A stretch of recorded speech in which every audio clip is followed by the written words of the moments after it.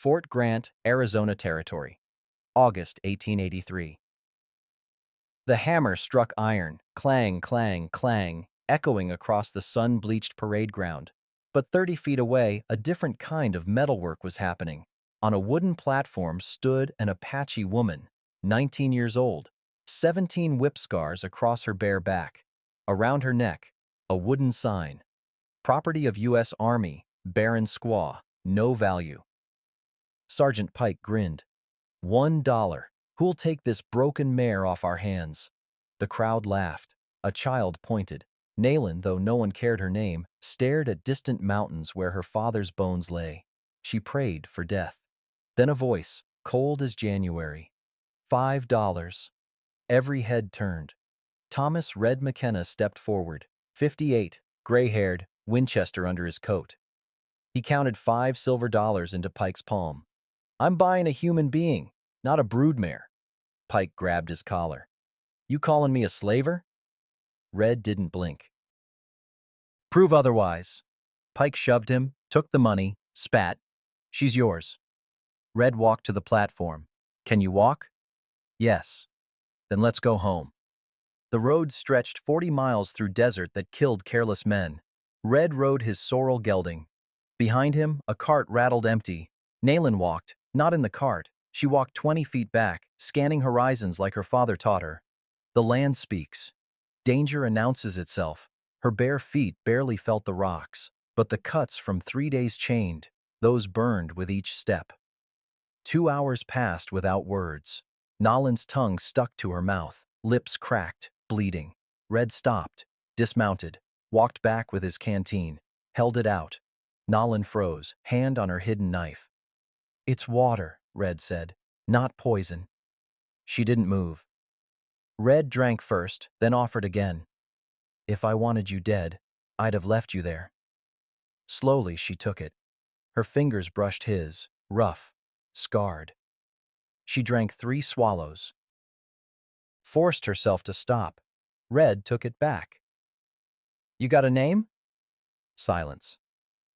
He shrugged, started walking, leading his horse now instead of riding. After another mile, Nalin.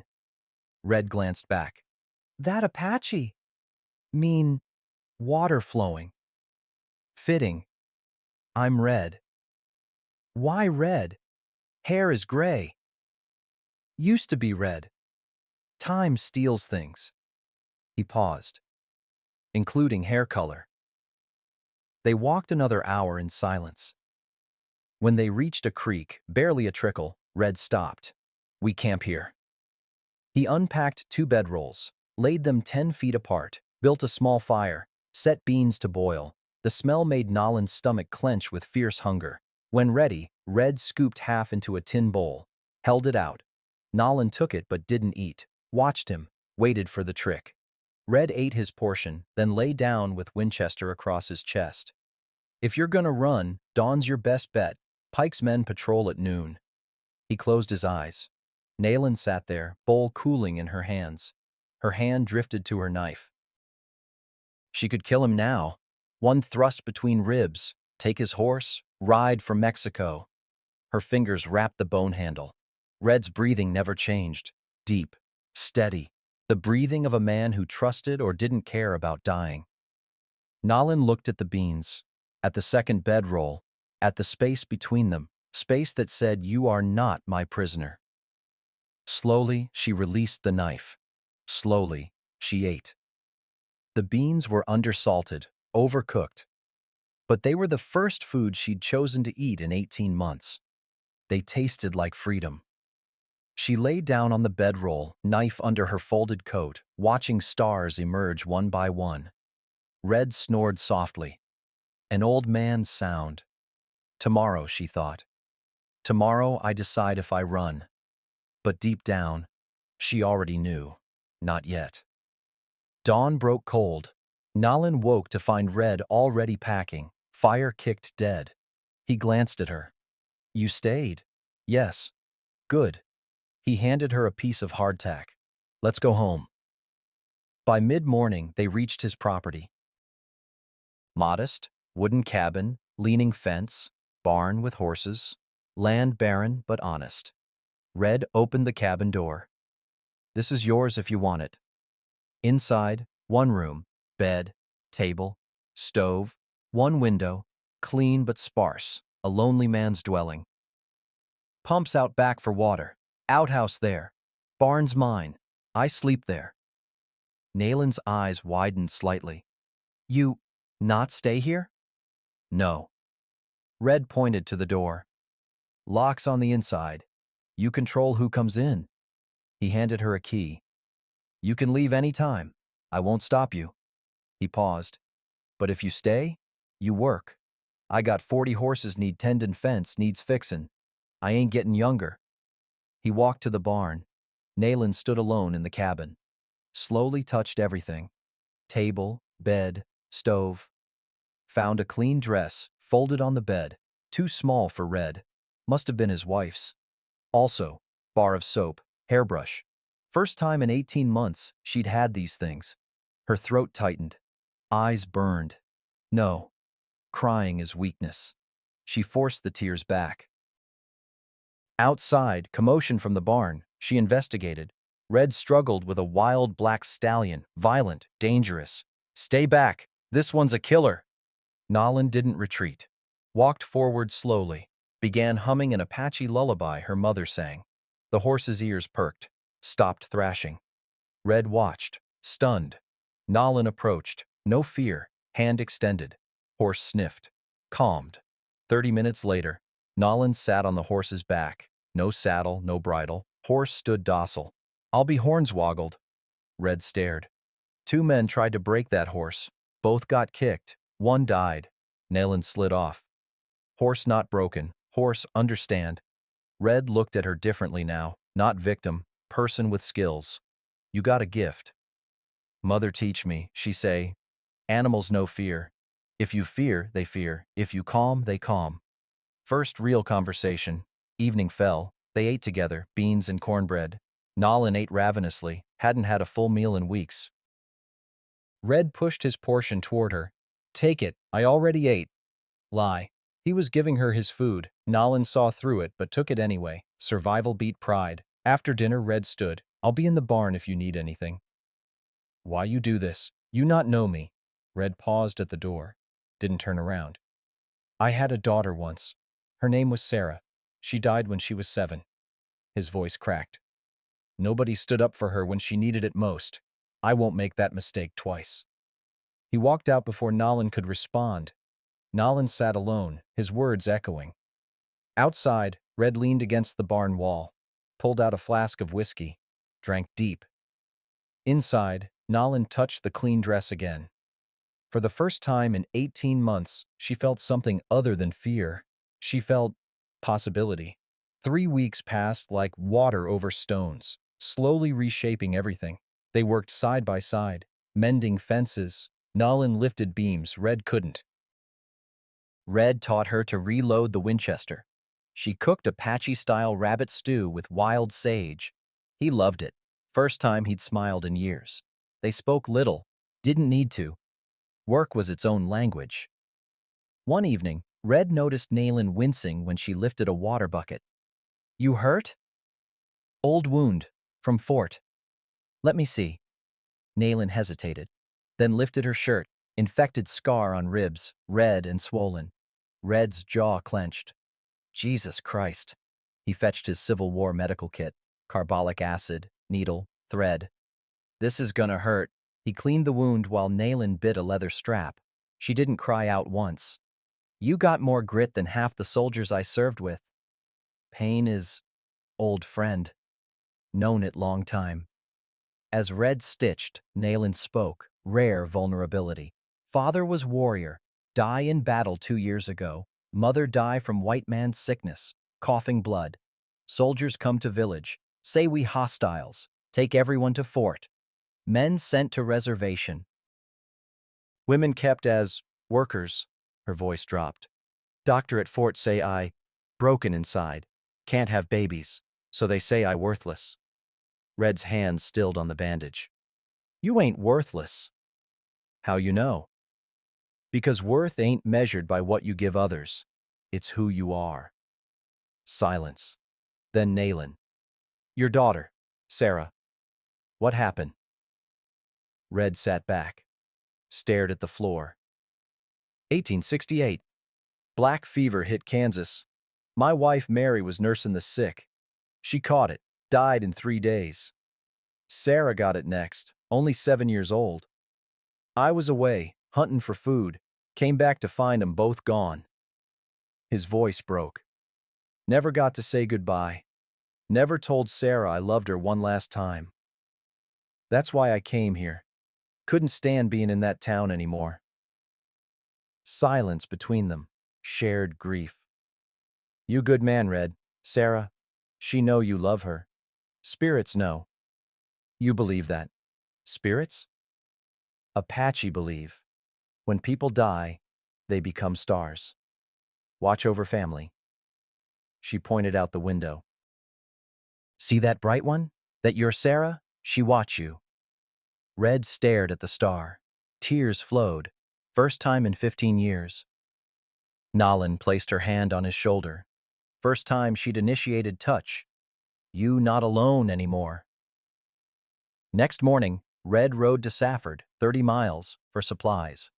Took Nalin with him. Wanted to buy her proper clothes. At the general store, people stared. The owner, Maria Garcia, Mexican kind, smiled. Don't mind them, mija. Small minds make small hearts. But others whispered, pointed. One drunk cowboy. Hey, Red, that's your new squaw? She any good in the bedroll? Red's hand moved toward his gun. Nalin touched his arm. Not worth. Let go. Red forced himself to walk away. Outside, 3 soldiers on horseback watched them. One was Sergeant Pike. Pike tipped his hat mockingly. Enjoy her while you can, McKenna. We'll be seeing you real soon.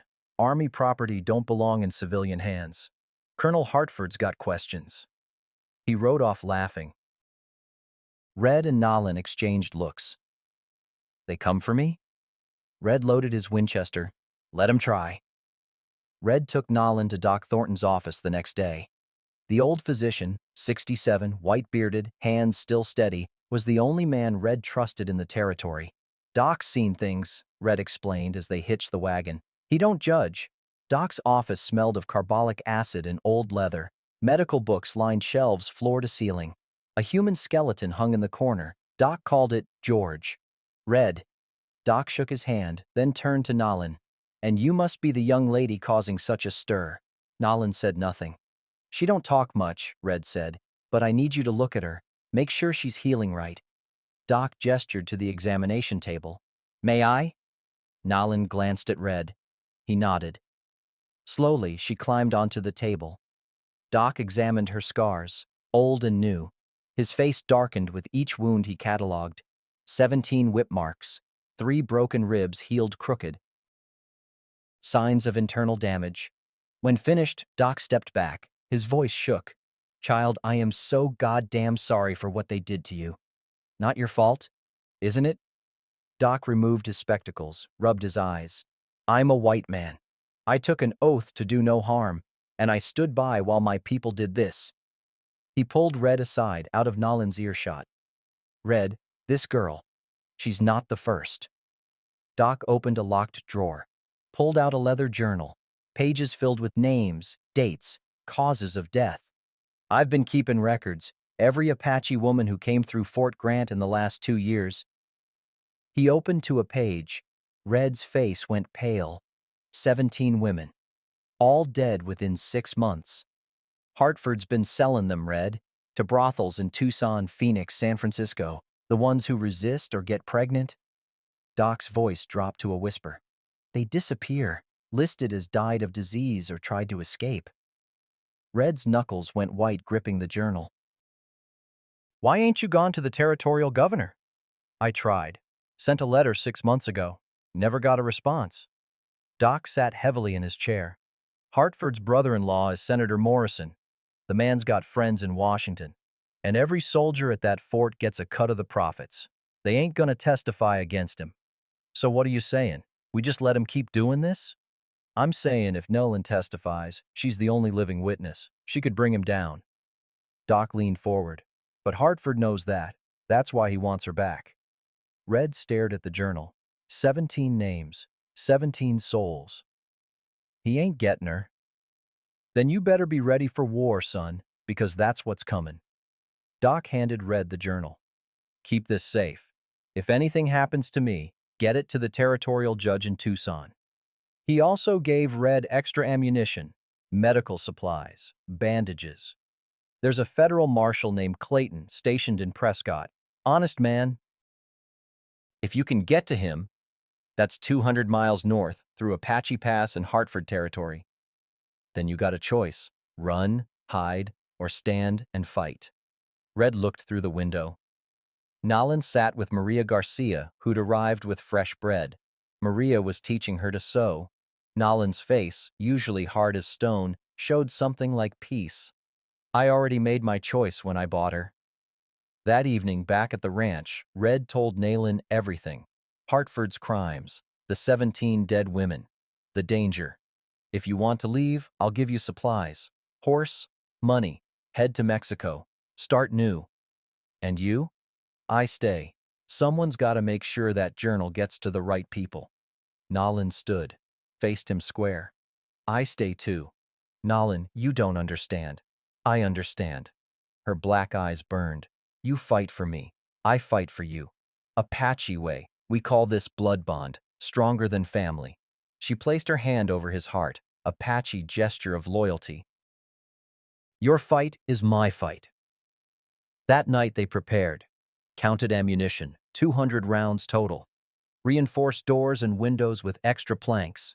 Red taught Nalin to shoot the Winchester properly. She was a natural. After 1 hour, better accuracy than him. Nalin taught Red Apache hand signals, silent communication for battle. They dug shallow foxholes around the property, hid weapons in strategic locations, spare rifle in the barn, pistol under the porch, knives in the fence posts. They worked through the night. Dawn broke, both exhausted. They sat on the porch steps, watching the sun paint the mountains orange. You scared? Red asked. Yes, but not alone scared. Together scared. Better. Red nodded. Yeah, together's better. Suddenly, the black horse whinnied, ears pinned back. Something wrong. Red grabbed his binoculars, scanned the horizon. His face went pale. What? Nalin stood. 5 riders, coming from the east. Dust cloud behind them, moving fast. Red lowered the binoculars. They're here. Nalin loaded the Winchester, worked the lever, a round chambered with a metallic click-clack that sounded like a promise.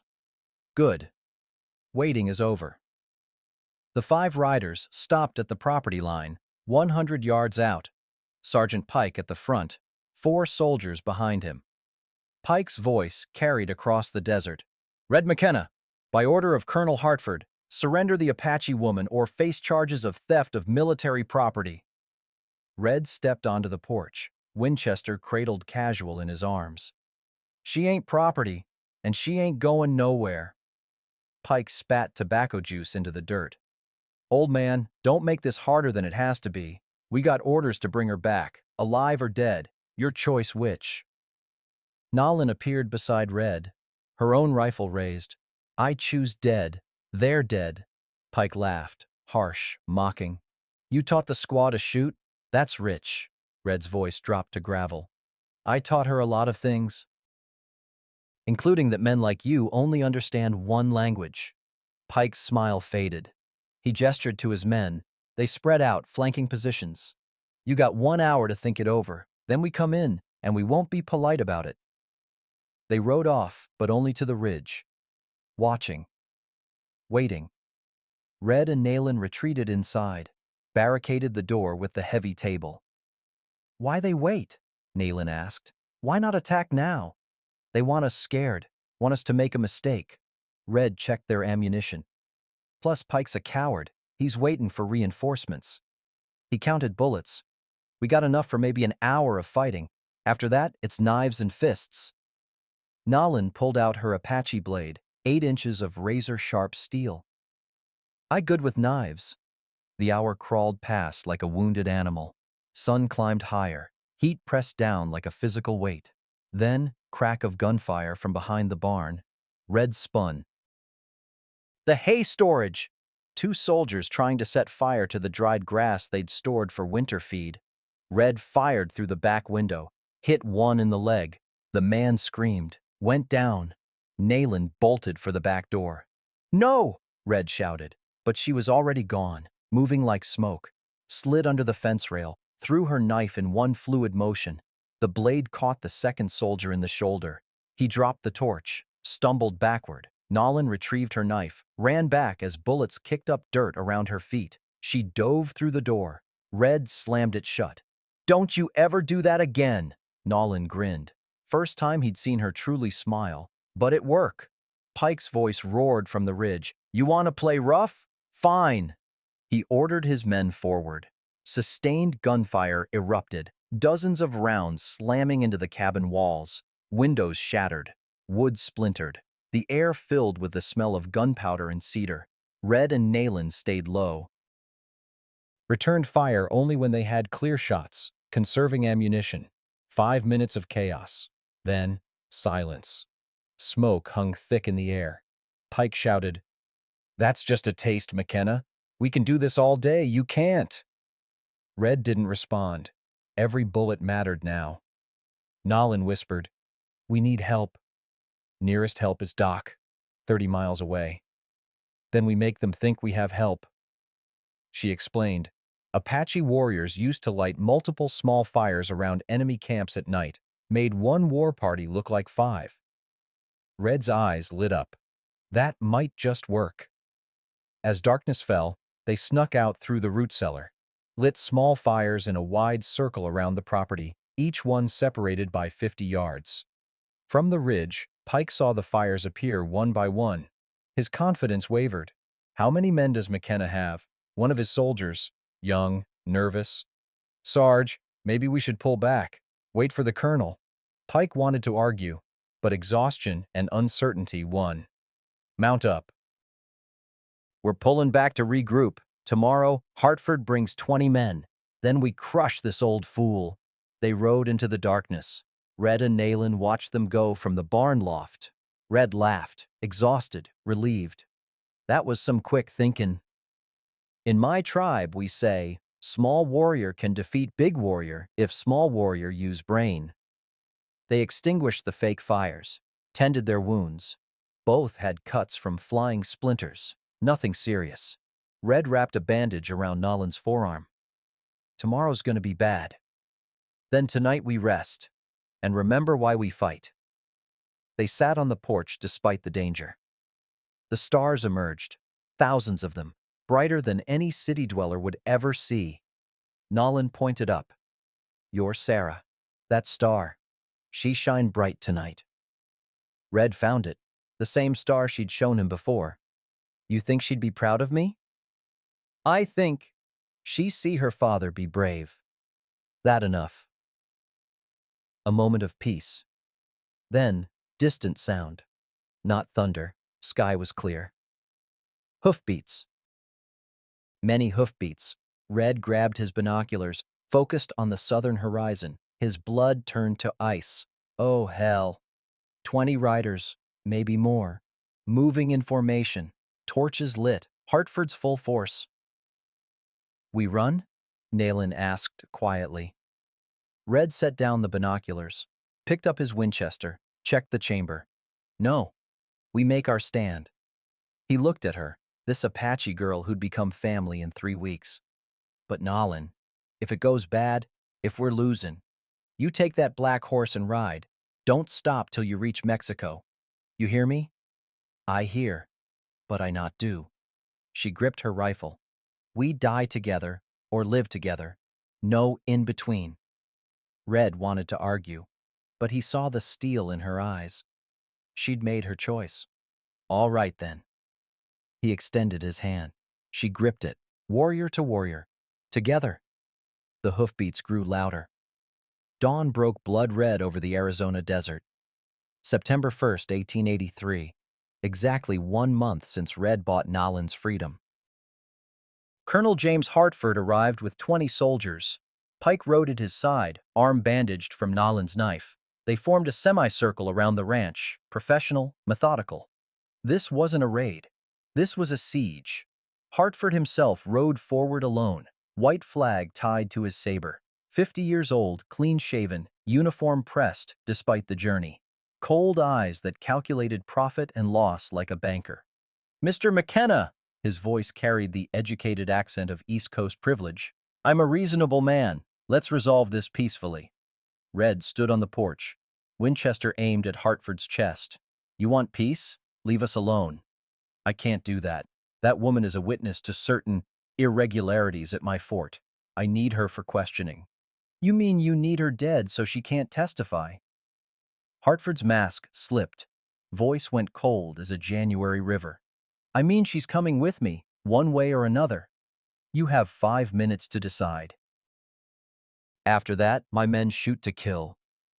Red glanced at Nolan. She crouched by the window, rifle ready. Her face showed no fear, only grim determination. "Nolan, when this starts, you stay low, shoot smart, and if we're losing, you run for that black horse. Ride for Mexico." "I not run. God damn it, girl, this ain't the time for pride." She touched his face, gentle, intimate. "First time. You not understand. I die before, in that fort. Every day, little death. You give me life back. I not waste by running." Red's eyes watered. "You're a hell of a woman, Nolan. And you are father I never have." They gripped hands, not as man and woman, as family. Hartford's 5 minutes expired. He raised his hand, dropped it. Hell erupted. 20 rifles opened fire simultaneously. The cabin walls exploded in splinters. Glass shattered. Bullets punched through wood like paper. Red and Nolan returned fire. Disciplined, calculated shots. Red aimed for legs and arms. Wounding shots. He wasn't a murderer. Nolan was colder, more precise. Her first shot caught a soldier in the chest. He dropped. Red looked at her, surprised. She worked the lever. Empty brass clattered on the floor. "He tried to kill us. I kill first." No emotion. Pure survival instinct. The battle raged for 30 minutes. Red hit 3 soldiers. Non-lethal wounds. Nolan dropped 2 more. Then, new sound. Crackling. Smoke. "The barn!" Nolan screamed. Soldiers had circled behind, set fire to the hay. Flames climbed fast. Inside, horses shrieked in terror. 40 animals trapped. Nolan's face transformed. The careful warrior vanished. Raw fury replaced it. "The horses!" Red grabbed her arm. "It's a trap. They want you out there." She didn't listen. Kicked open the back door. Sprinted toward the burning barn through a hail of bullets. "Nayland!" Red provided covering fire. Emptied half his magazine in 10 seconds. Pike saw his chance. Charged after her with 3 soldiers. Inside the burning barn, smoke choked the air. Flames consumed the walls. Nolan released the stall gates one by one. Horses stampeded out, including her black stallion. They scattered the soldiers like bowling pins, but Pike and 2 men cornered her in the back stall. "End of the line, squaw." Nolan drew her knife, backed against the wall, 3 against 1. Pike lunged. Nolan sidestepped, slashed his forearm. Blood sprayed. First soldier grabbed her from behind. She flipped him using Apache wrestling. He hit the ground hard. Second soldier raised his rifle. Her black stallion appeared from nowhere, kicked him square in the chest. Ribs cracked like dry branches. Pike, wounded and furious, pulled his pistol, aimed at Nolan's head. She threw her knife, caught him in the shoulder, same shoulder as before. He screamed, dropped the gun, fell to his knees. Nolan stood over him, retrieved her blade. Could kill him now. End it. Pike looked up, hate and fear mixing. "Do it. Prove you're the savage they say you are." Nolan's hand trembled. The knife was right there. One thrust. Justice for 18 months of hell.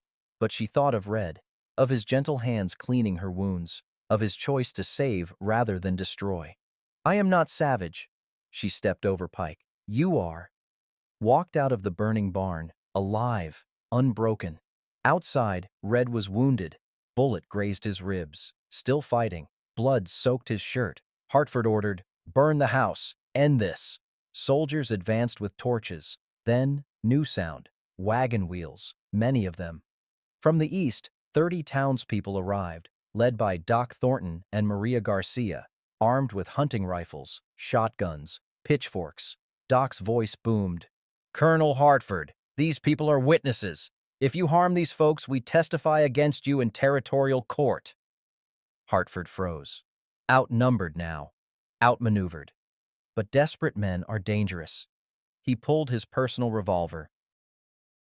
Aimed at Nolan, silhouetted by flames, walking from the barn. "If I can't have her alive, I'll have her dead," he fired. The shot echoed like thunder. Nolan fell.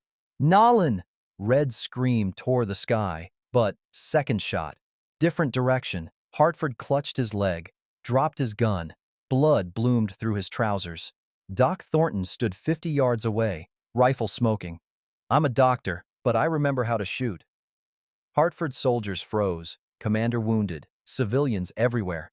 This wasn't war, it was slaughter if they continued. Red crawled to Nayland.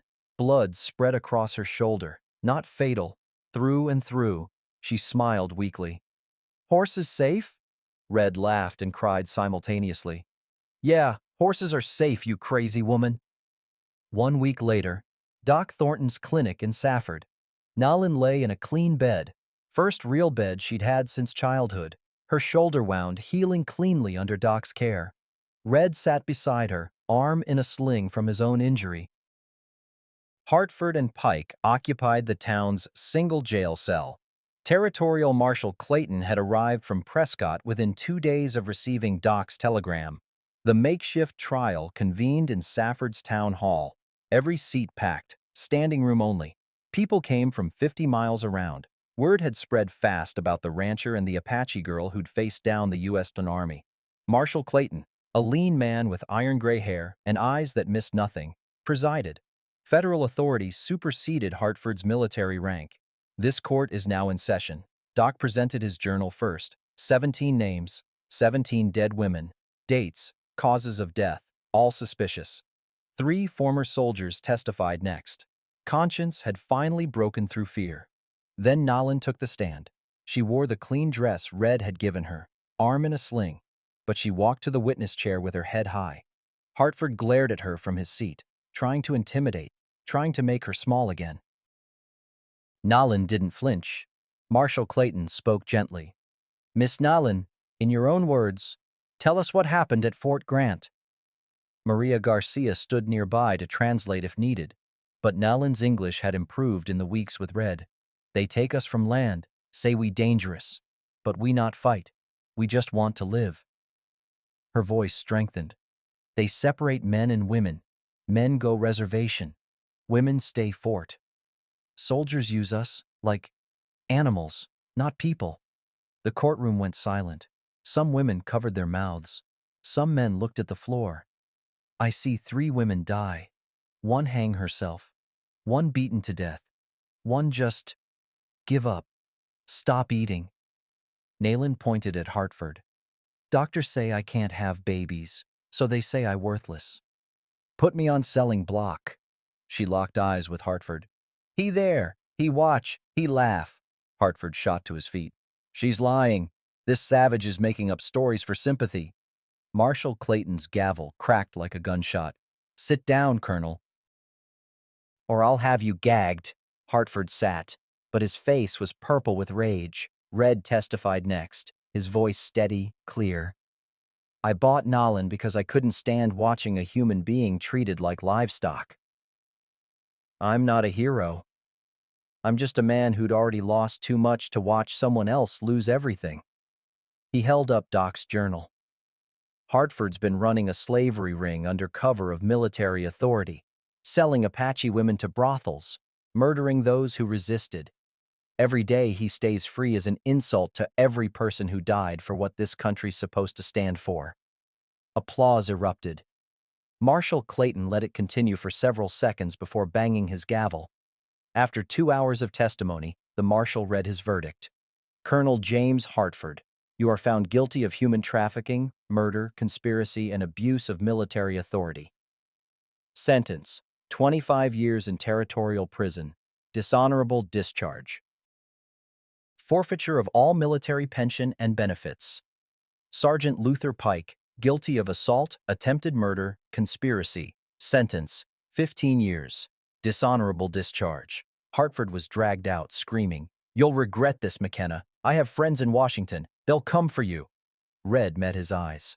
Let him try. Outside the courthouse, townspeople swarmed them, shaking hands, offering congratulations. Maria Garcia hugged Nalin. "Mija, you're the bravest woman I've ever met." Doc clapped Red on the back. "You did good, son, real good." But Red looked exhausted, haunted. Nalin noticed. "You not happy? We win." "I'm happy you're safe." Red stared at the mountains. "But this don't bring back those 17 women. Don't undo what was done to you." "No." Nalin touched his hand. "But it stop it happening to more. That matter." As they prepared to leave, 5 Apache riders appeared on the horizon. Red tensed, reached for his gun. But Nalin's face lit up like the sun breaking through clouds. She recognized them. An older Apache man, weathered, dignified, dismounted. He and Nalin embraced, speaking rapidly in their language, both crying. Red stood back, giving them space. His heart sinking. This is it. She's leaving. The old man turned to Red, spoke halting English. "You, save my niece. Save Nalin." He placed a hand on Red's shoulder. "Apache people, we not forget." He removed a turquoise necklace, ancient, sacred, from his own neck, offered it to Red. "You family now. Blood family." Red, overwhelmed, accepted it with shaking hands. The old man turned back to Nalin. They spoke for several minutes in Apache. Red couldn't understand the words, but he saw Nalin's face shift, joy, then conflict, then sadness. Finally, she walked over to Red. "My uncle. He say tribe go to New Land, Canada, free from U.S. soldiers." Her voice was small. "He want me come." Red's heart broke. But he forced a smile. That's good, Nalin. That's real good.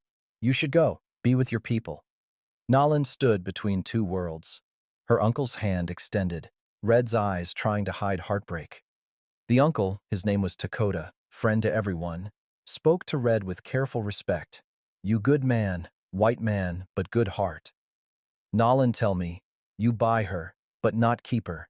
Give her choice. That is Apache way. We give choice too." He turned to Nalin, spoke in their language. Maria Garcia translated quietly for the gathered crowd.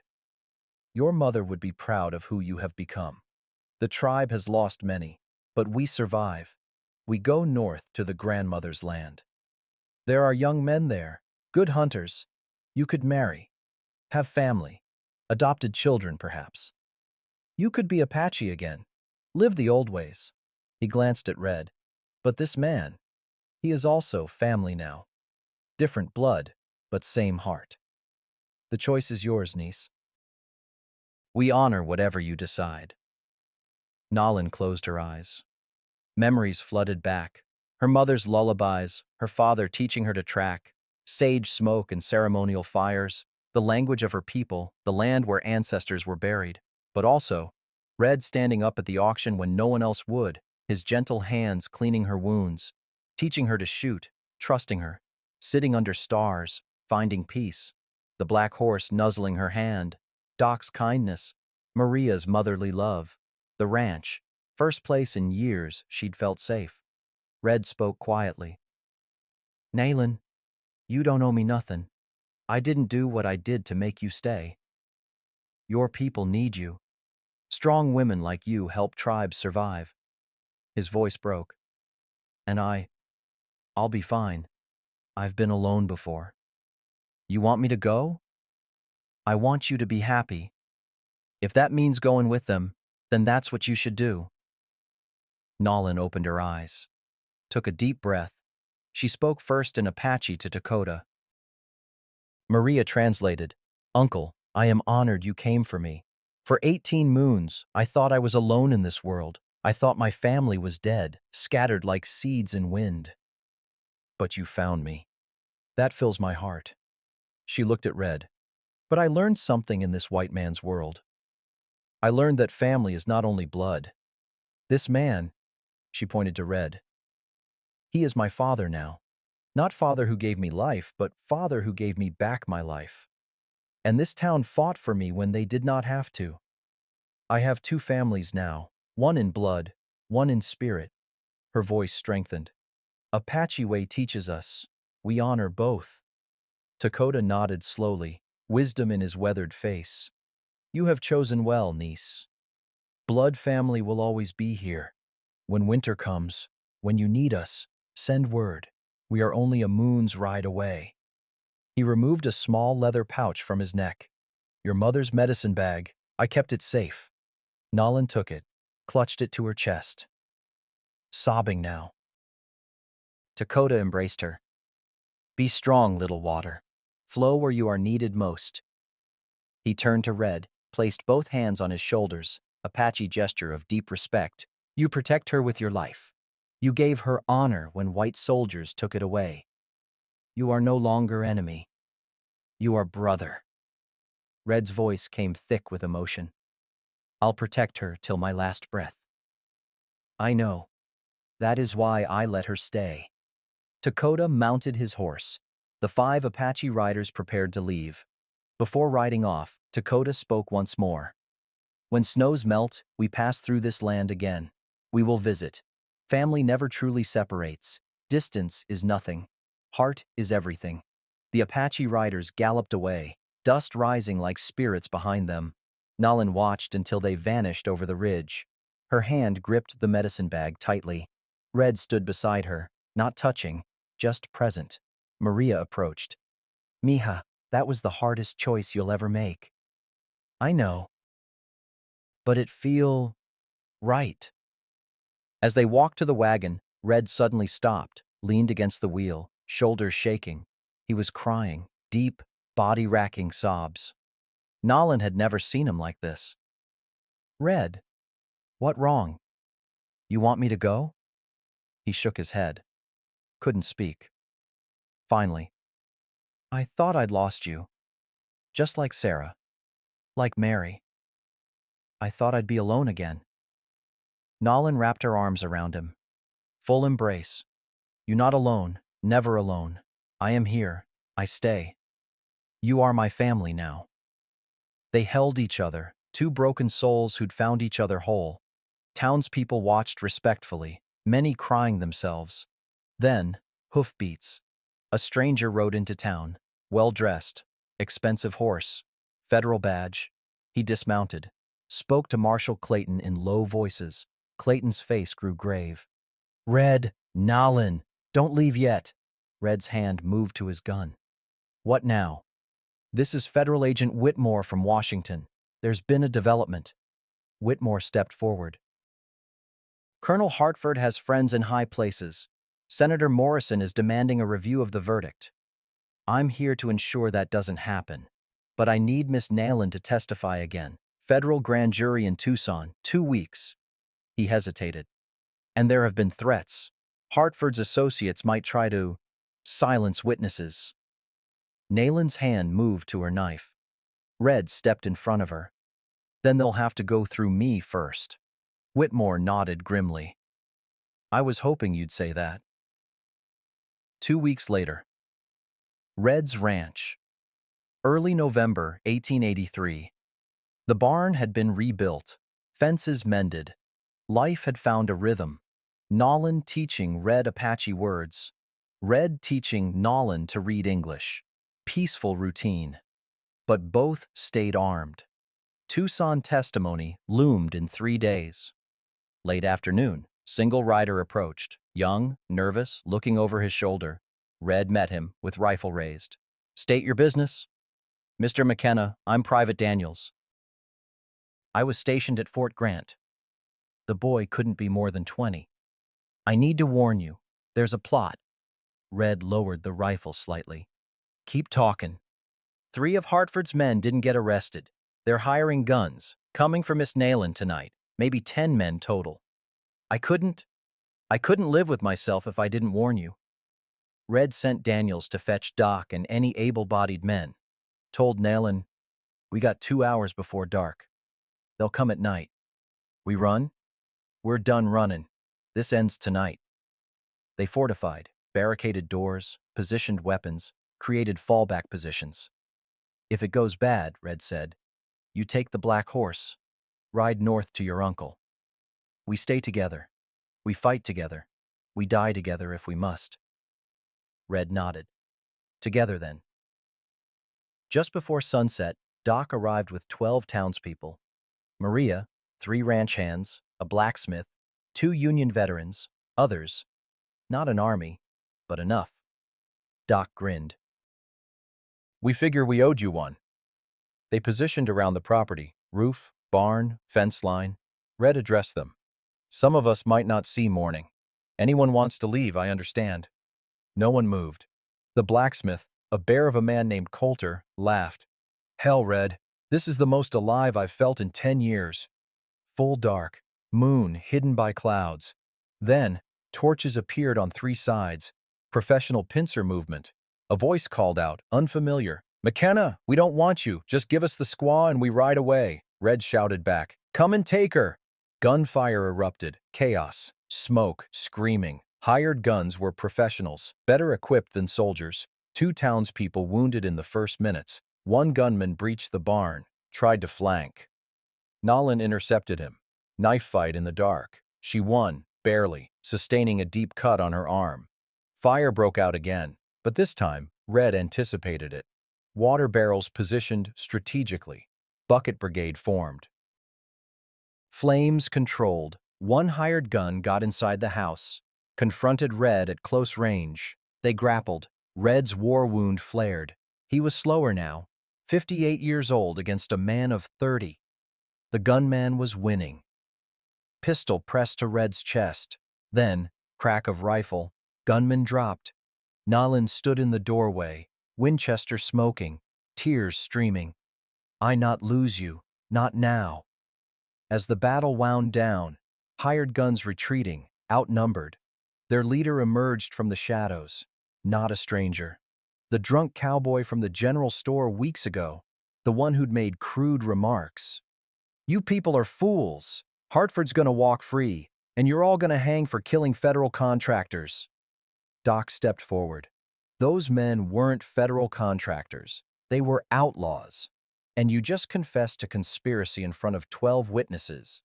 Marshal Clayton, who'd arrived with the townspeople, stepped out. I heard it too. You're under arrest. The man tried to run. Nayland's black stallion blocked his path, reared up. He fell, captured. Dawn broke over the ranch. 2 townspeople seriously wounded but alive. 3 hired guns dead, 5 captured. Red and Nolan sat on the porch, exhausted, bloody, but alive. Is it ever gonna end? Red asked. It already end. They just don't know it yet. Nolan squeezed his hand. We win, not because we stronger, because we not alone. 1 week later. Tucson Federal Courthouse. Nellen testified powerfully. Agent Whitmore presented overwhelming evidence. Hartford's senator brother-in-law withdrew support. Scandal too risky politically. Hartford's 25-year sentence upheld. Federal government agreed to pay reparations to families of the 17 dead Apache women. Marshal Clayton personally escorted Red and Nellen home. 3 months later, February 1884, ranch fully repaired, even improved. Nolan tended a small vegetable garden, spring planting beginning. Red built a second small cabin, separate quarters, respecting privacy. Mail arrived, rare occurrence. Letter from Dakota. We are settled in Canadian territory. Life is hard but free. Come visit when winter ends. Your family waits. Nolan read it aloud. You want to go? Red asked. Yes, but I want you come with me. She looked at him. I want them to meet the man who saved me. The man who is my father now. Red's eyes watered. You really mean that? Father? Apache believe family is not just blood, is who you choose. I choose you. They embraced. Camera pulled back. Ranch at sunset. Two figures on porch. Stars beginning to appear. One star, Sarah's star, shining brightest above them. That night, Red sat on the porch, Nellen beside him. Peace settled over them like a blanket. You know what I learned? Red said quietly. What? That it's never too late. Never too late to do the right thing. Never too late to find family again. Nalin leaned her head on his shoulder. And I learn, not all white men are bad. Some are brothers. They sat in comfortable silence. Wind whispered through the valley. Coyotes sang in the distance. Red looked up at Sarah's star. Thank you, he thought. Thank you for letting me be a father again. Somewhere in the mountains, Apache drums played softly. Not war drums, peace drums.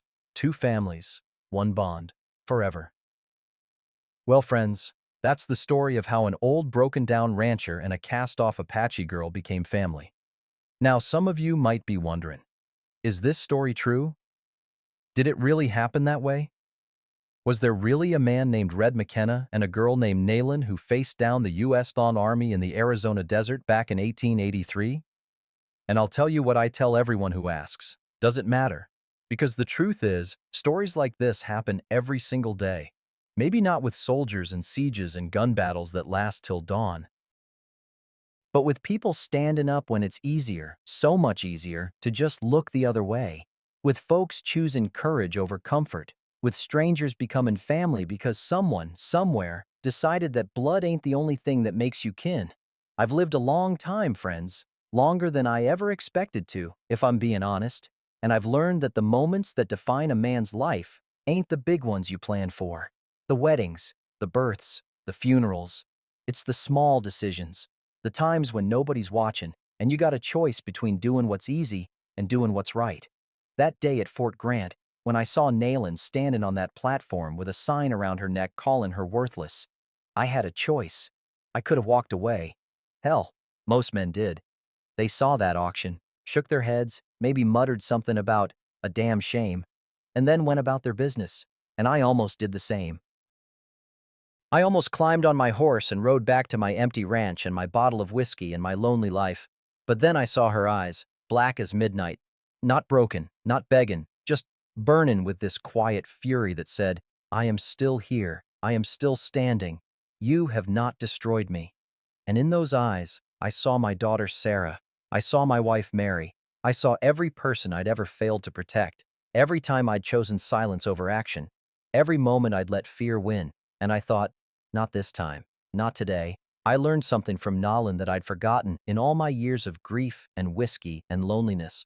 I learned that it's never too late to matter, never too late to do the right thing, never too late to find family again. I was 58 years old when I met her. 58. Now, I know some of you listening to this are around that age, maybe older. And I know what you're thinking because I thought it too. My best days are behind me. I'm just waiting now. Waiting for the end. But here's what I want you to understand. That's a lie. It's a lie we tell ourselves when we're scared, when we've been hurt so many times that it feels safer to just stop trying. Nalin gave me a reason to live again, not because she needed me, though she did at first, but because I needed her. I needed to know that I could still stand for something, that I wasn't just a washed-up old soldier drinking himself to death in the Arizona desert, waiting for the day I'd join my wife and daughter in the ground. She reminded me that as long as you got breath in your lungs and blood pumping through your veins, you got purpose, you got value, you got something to give. And for those of you out there who think you're too old to make a difference, who think nobody needs what you got to offer anymore, who think the world's moved on without you, I'm here to tell you, you're wrong. The world needs men like you now more than ever. It needs men who remember what honor means, who know that strength ain't about dominating others or proving you're the toughest son of a gun in the room. It's about protecting those who can't protect themselves. It's about standing between the weak and the wolves, even when nobody asked you to. The world needs men who understand that sometimes the bravest thing you can do is stand still when everyone else is running away. who know that real courage ain't about not being scared, it's about being terrified and doing the right thing anyway. Nalin and I, we lived together on that ranch for 23 more years after the trial. 23 years of hard work and simple pleasures. I taught her to read and write English. Turned out she was smarter than 3 school teachers put together. She taught me Apache, taught me how to listen without talking, taught me that silence between two people who understand each other is more valuable than all the words in the world. We never had that father-daughter paper from a courthouse. Never made it official in the eyes of the law. But we didn't need to. We knew what we were. And more importantly, we knew what we'd chosen to be. Every winter, when the snows came, we'd ride north together to visit her uncle Dakota and the rest of her Apache family in Canada. And every spring, some of them would come south to visit us. 2 families, 2 cultures, 2 worlds that weren't supposed to mix, but they did. Because love don't care about the color of your skin or the language you speak. Love only cares about whether you show up, whether you stay, whether you keep your promises. When I finally passed, it was April of 1904. I was 79 years old. I died in my own bed, in the house I'd built with my own 2 hands, with Nalin holding my hand and singing an Apache prayer song. And my last thought wasn't about the war, wasn't about the men I'd killed at Gettysburg or Antietam, wasn't about the years I'd wasted drowning in whiskey and regret after Mary and Sarah died. My last thought was this: thank you, God. Thank you for giving me a second chance. Thank you for letting me be a father again. And that star, Sarah's star, the one Nolan showed me that first week we knew each other, it was shining bright that night, brighter than I'd ever seen it. I like to think Sarah was up there, smiling down, saying, "That's my pa. He finally figured it out." So here's what I want you to take from this story. Not just hear it, I want you to take it into your heart and let it change you. 1. It ain't never too late to do the right thing. I don't care if you're 40 or 60 or 80. I don't care if you've made 1,000 mistakes. Every single day you wake up, you got another chance to be better than you were yesterday. 2. Family is who you choose to stand with when the whole world's against you. Blood matters, sure, but choice matters more. The people who stay when they could leave, that's family. 3. The strongest men I ever met weren't the ones with the biggest muscles or the fastest guns. They were the ones who could look injustice in the eye and say, "Not on my watch." The ones who'd rather die on their feet than live on their knees. 4. If you got breath in your lungs and blood in your veins, you still got purpose. Don't waste it. Don't spend your last years just waiting. Find someone who needs you. Stand up for someone who can't stand up for themselves. Make your life matter. And 5. Sometimes the person you save ends up saving you right back. I thought I was rescuing Naylin that day at Fort Grant. Turns out, she was rescuing me. Now, if this story meant something to you, if it reminded you of someone you lost or someone you love, if it made you think about your own life and the choices you still got left to make, if it made you feel something you hadn't felt in a long time, then I'd be honored if you'd subscribe to this channel. Because every week, I come back here and tell another story from the Old West. Stories about regular folks who did extraordinary things, about courage and redemption, and the kind of love that don't need fancy words, just action, just showing up, just staying. We all got a little bit of Red McKenna in us. Every single one of us has stood at a crossroads where we had to choose between what's easy and what's right. And we all got people in our lives, right now, today, who need someone to stand up for them. Maybe it's a neighbor who's being mistreated. Maybe it's a grandkid who's being bullied at school. Maybe it's a stranger at the grocery store who's being talked down to by someone who thinks they're better. The question ain't whether those moments will come. They will. The question is, will we have the courage to act, or will we look away? I hope, God, I hope, that when your moment comes, you'll think of old Red McKenna and the Apache girl named Naylin, and you'll find the strength to do what's right. Because that's how we change the world, friends. Not with grand gestures or fancy speeches, but with small acts of courage. One person, one moment, one choice at a time. Thank you for listening, partners. Thank you for caring about an old man's story. And remember, it's never too late to be the man you wish you'd been all along. Until next time, keep riding toward the light. And don't forget to look up at the stars tonight. Someone up there's watching over you. I guarantee it. God bless you all.